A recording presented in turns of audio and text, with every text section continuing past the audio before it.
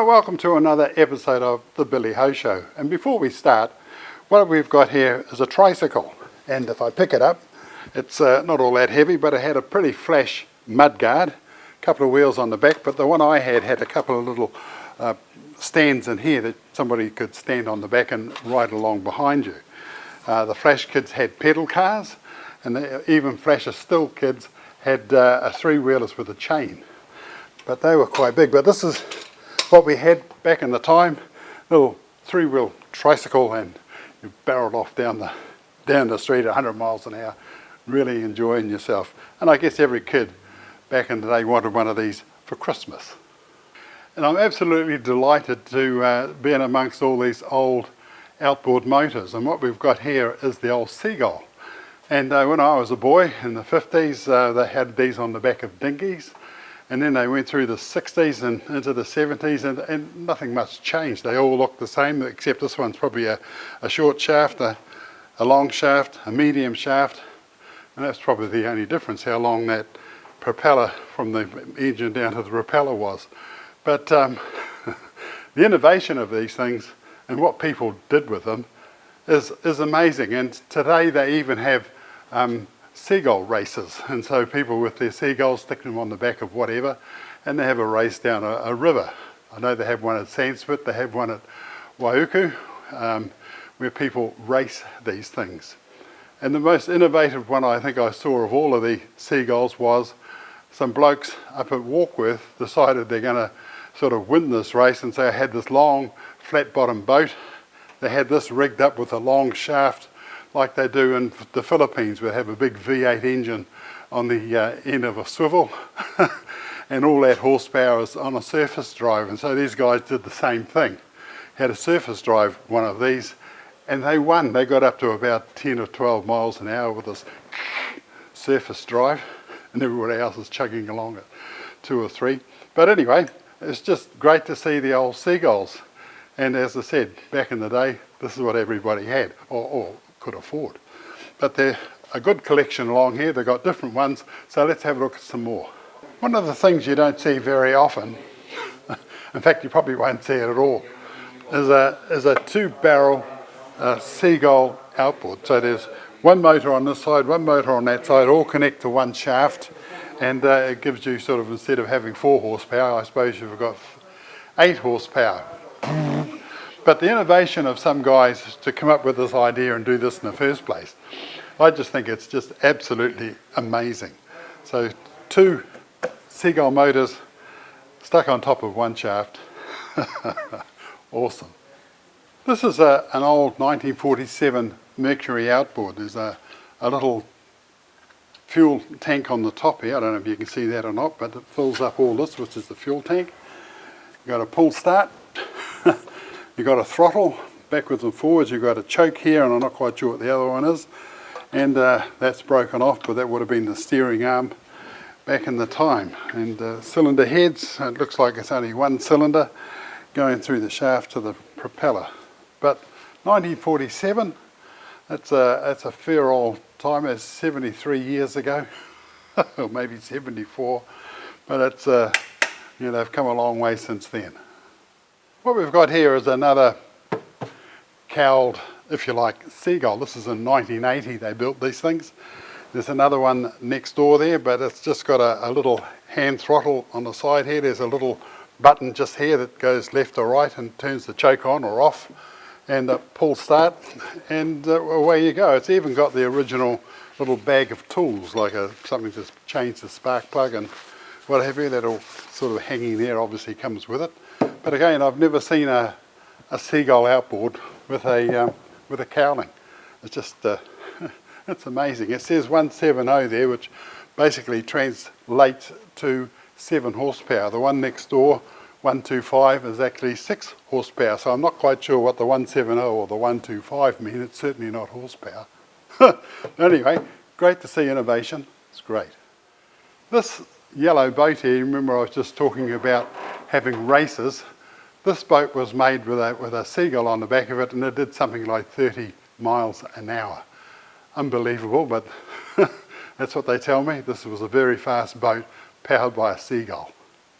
What we've got here is a McCulloch chainsaw, and this is the one that was favoured when I was working in the bush in the 1960s by the bush crews. It might have been the only one that was available, but anyway, the old mechanic. But if I picked this up and having to lug this through the bush, sort of sawing down pine trees, would have been one hell of a job. You must have been as fit as a buck rat to tramp up those hills with a chainsaw and get on with cutting down trees. But I just remember the McCullochs were the saw of choice.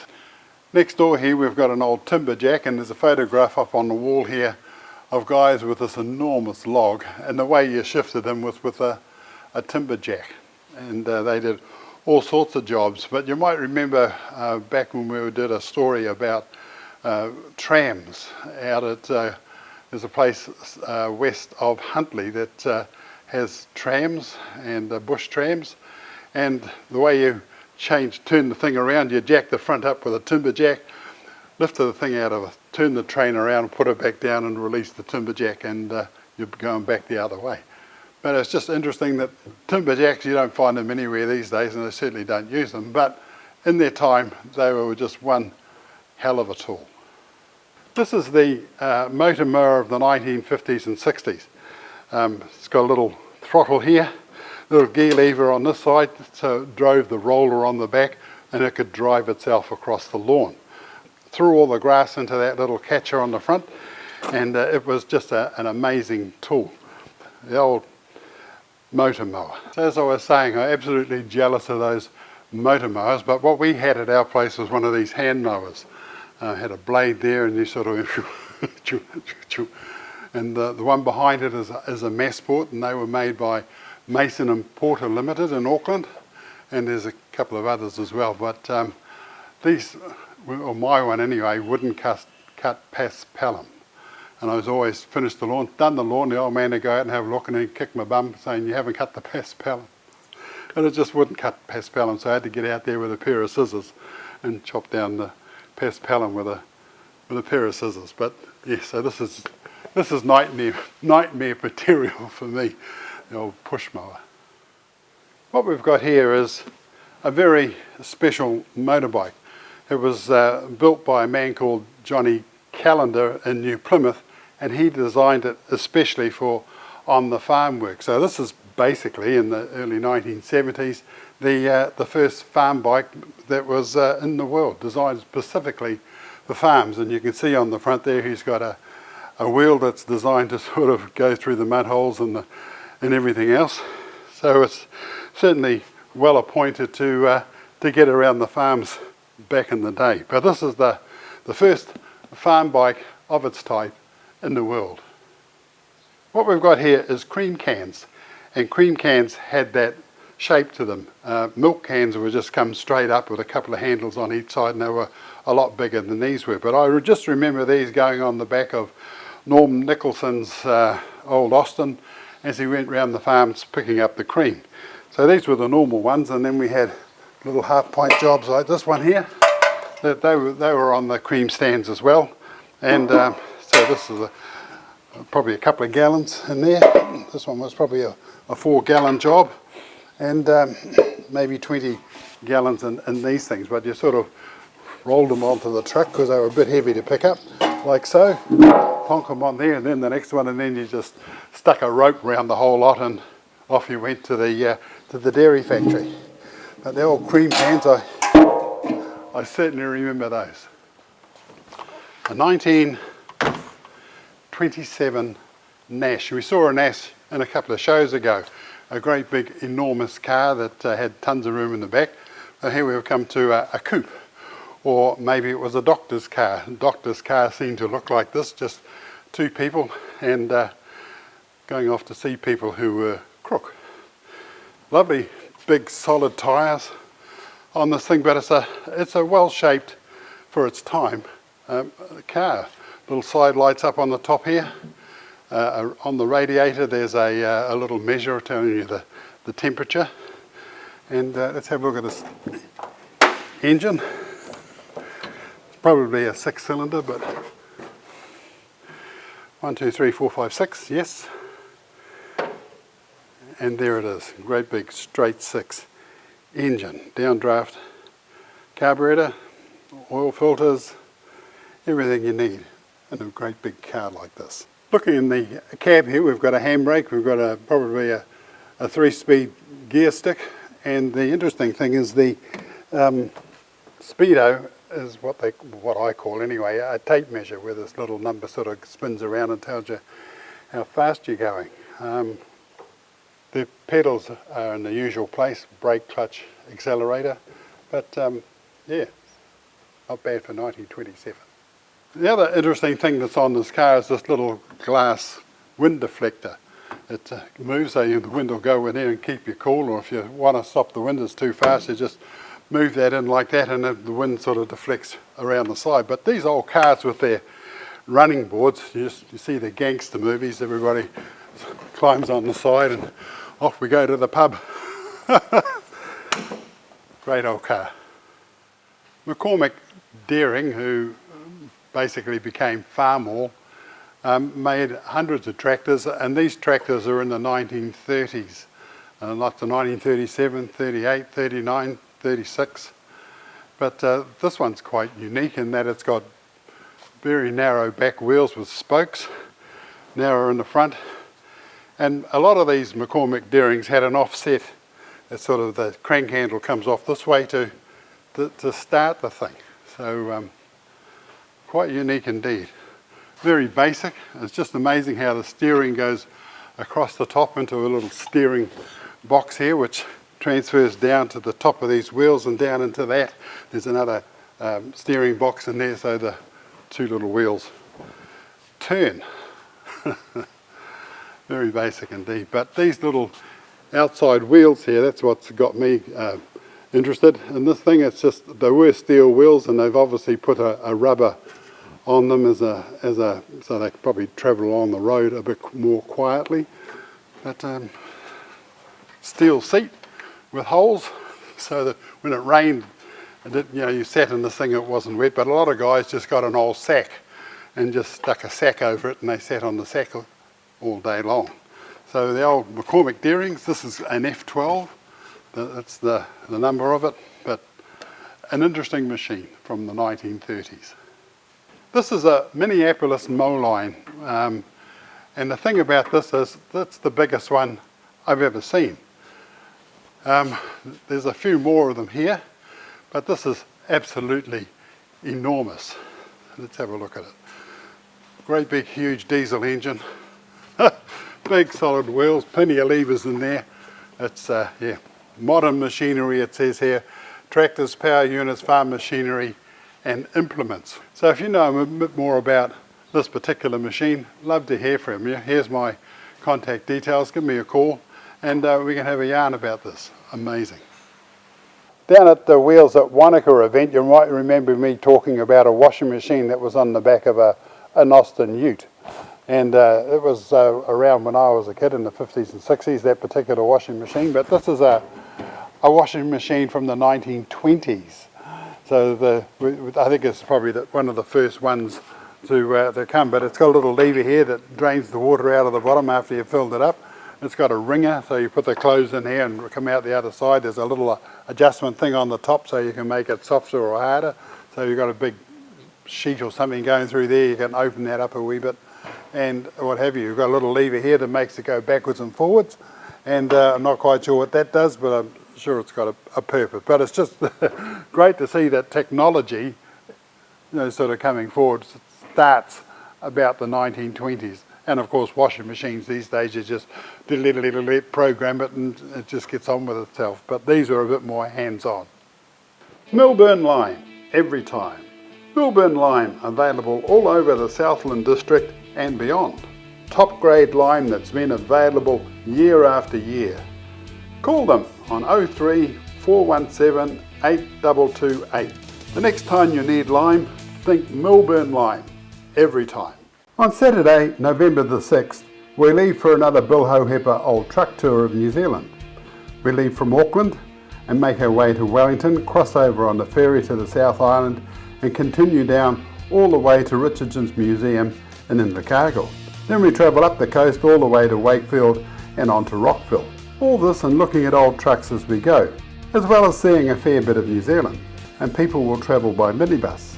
So if you have an ex-truck driving dad or granddad or somebody you know, maybe the special trucking holiday treat will be just a ticket. Maybe a Father's Day surprise.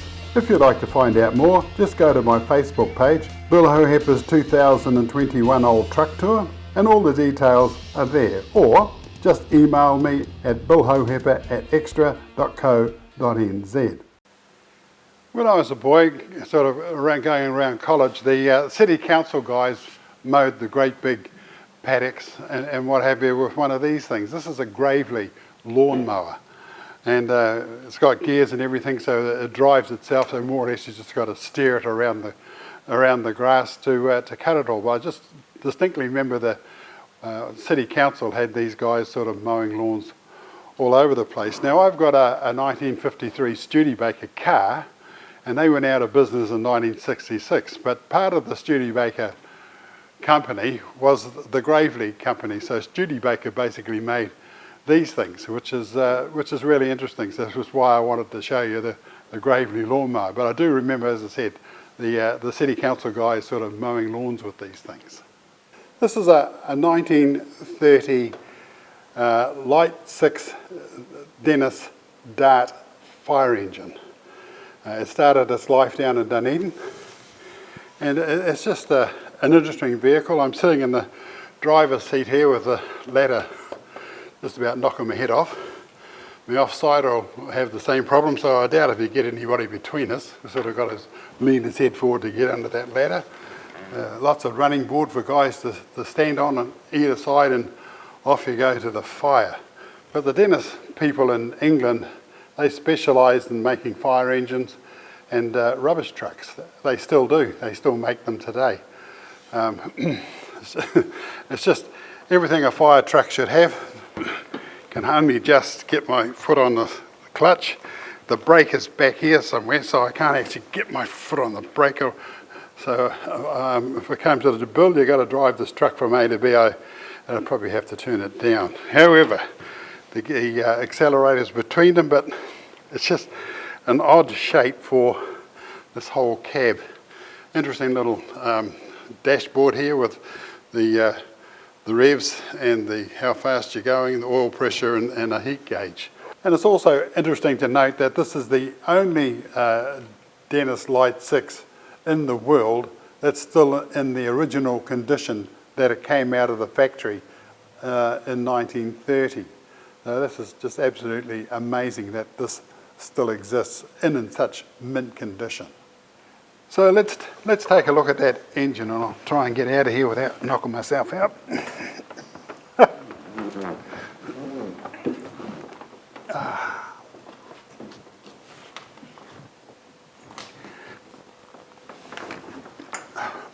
And just an interesting aspect is what I've got here is a fire extinguisher of the time, and you just turn that, it comes out, and you just point this end at the fire and pump it away. So whether it was full of water or some sort of minerals or some sort of chemicals to put out a fire, but that's what they look like.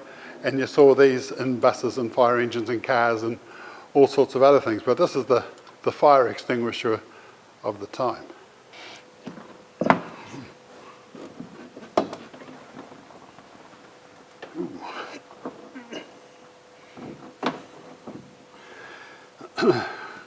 Here's the engine. Get rid of a few of these cobwebs. But it's got a Dennis logo on the side there. And she's a big 6-cylinder solid beast. This is an Austin Champ. And I don't know if you remember that Austin used to make Austin Gypsies, and they were great vehicles for going up to the fishing competitions at 90 Mile Beach and Muriwai Beach and beach out from Dargaville. They were great little four-wheel drives. And this is built for the military, this one. And without a snorkel, it'll drive through 3 feet of water, so right up here by the bonnet. And with a snorkel, it'll basically go all the way under. Just the snorkel sticking out. It's 6 feet under the water with a snorkel. But you've got to look at this engine. It's just a 4-cylinder engine, but so everything in this, around this engine is all encased in tubes. There's the spark plugs, everything's all encased, it's all hidden. It's a Rolls-Royce engine, and it can go, well, you can cover that whole engine up, and if you've got a snorkel on it coming out of that over there, the water will come right over the top of it and it'll still keep going and getting on with itself. But a Rolls-Royce engine, we spoke to a bloke down in Christchurch who's got a tank, and his was a Rolls-Royce engine. This is a Rolls-Royce engine as well, but his one was designed to run on anything. So petrol, diesel, it didn't matter. You just poured even hot fat, you just poured it in and the thing would run. But this isn't like that. This runs on petrol. It's got 4 spark plugs, but as I said, everything, all that wiring is all in the, it's all covered. It's all not exposed at all. But it's a really solid looking engine, you've got to say. Look at that. Looking at the interior, there are no doors. You just climb over the side. There's nothing to stand on, so you just got to put your foot over. There's a lever where the gearbox should be, but this little lever here has got the pattern on the top, so this is obviously the one that changes the gears. There's another little lever in the front there, and nice bulletproof dashboard, but the whole thing is just bulletproof, absolutely bulletproof. So I would just love to be able to take this on a 4x4 trek. In fact, I'll ask the guy and say, let's borrow that and let's go out and do some 4-wheel driving. Can't wait. This is an Austin 7. This is a poster for it. It says a better way, breaking local boundaries. The price, £178, which in this money is about $320 to buy one of these back in the day. It says here, exchanging the commonplace things of the town for the delights of the open country. Fresh air, new scenes, the joy of speeding. And with your wife and kiddies, giving them a great fresh air life which cannot be theirs within the confines of the city. And for 29 6 a week, you could pay one of these off. Isn't that amazing? Austin 7, Seabrook Fowles, Simon Street, Auckland. Seabrook Fowles was the importer of all things Austin and Morris. And you could buy those vehicles from Seabrook Fowles. Not quite sure when they went out of business, probably in the late 60s. But let's have a little look at this engine in this thing. I could just about put that in my pocket. In fact, when we looked at the little Honda Abbey a few programs ago, somebody said, you need one for your other foot, Bill. And I guess I could say the same for this. But come and have a look at this engine. Looking at this engine, it's actually that long, from there to there, long. The distributor stuck way out the side. I think it's stuck on the end of whatever that is. That might be a generator. But making the power to power up all those spark plugs. But such a little engine, giving such a lot of fun to a lot of people. Now, we'll have a look in their cab, and when you look at their cab, the size of people in the 1940s and 50s, they weren't big like us these days, but there's a ton of room in there. There is a lot of room. Not for me, but for little people.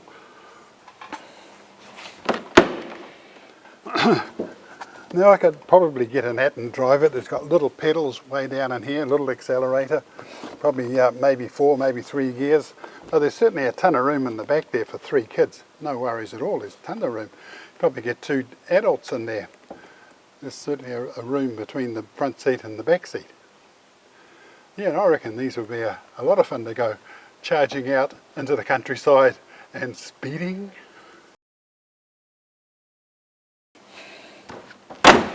The old Austin 7.